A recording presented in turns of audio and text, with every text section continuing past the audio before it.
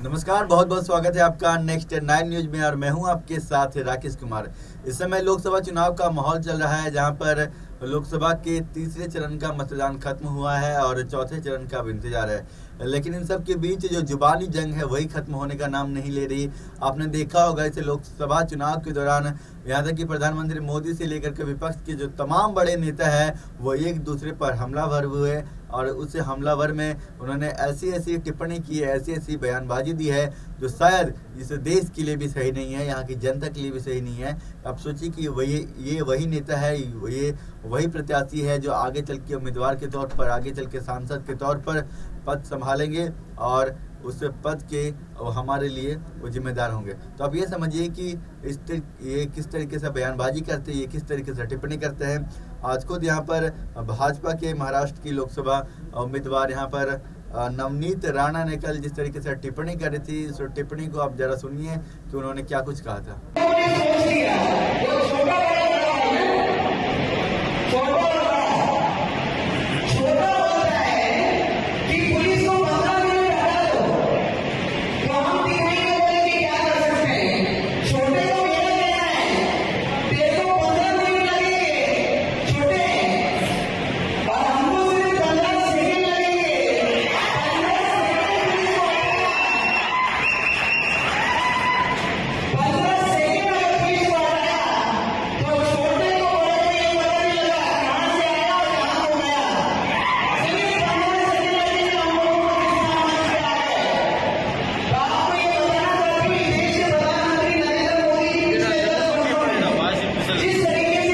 टिप्पणी के बाद जिस तरीके से सियासत तेज हो गई है और लगातार उनको घेरा जा रहा है, खासकर यहाँ पर असदुद्दीन ओवैसी की तरफ से भी उन्हें घेरा गया। उन्होंने कहा कि जिस तरीके से आपने ये कहा है कि पुलिस हटा लीजिए और 15 सेकंड के लिए छोड़ दीजिए तो हम आपको बता देंगे कि आपका क्या अंजाम होगा। तो देखिए जिस तरीके से ये टिप्पणी की गई है, उसके बाद ओवैसी की तरफ से यही कहा जाता है कि आप 15 सेकंड क्या, आप 15 घंटे ले लीजिए, उसके बाद हमें बता दीजिए।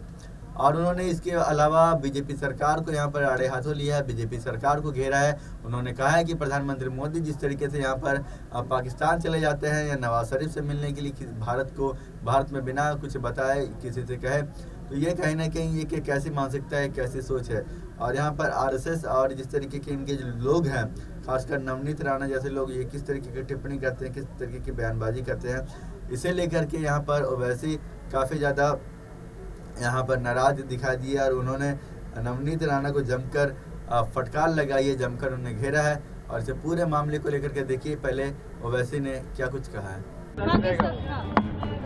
तो ऐसा है ना कि 2014 में नरेंद्र मोदी अफगानिस्तान से अचानक नवाज शरीफ के घर में लाइट देखे उतर गए, बिन बुलाए मेहमान, बेगानी शादी में अब्दुल्ला दीवाना पहुंच गए। तो वो क्या था फिर, वो क्या था? इनको जितने मुसलमान नजर आते हैं भारत में 17 करोड़, इनको यही लगता है कि ये पाकिस्तानी है।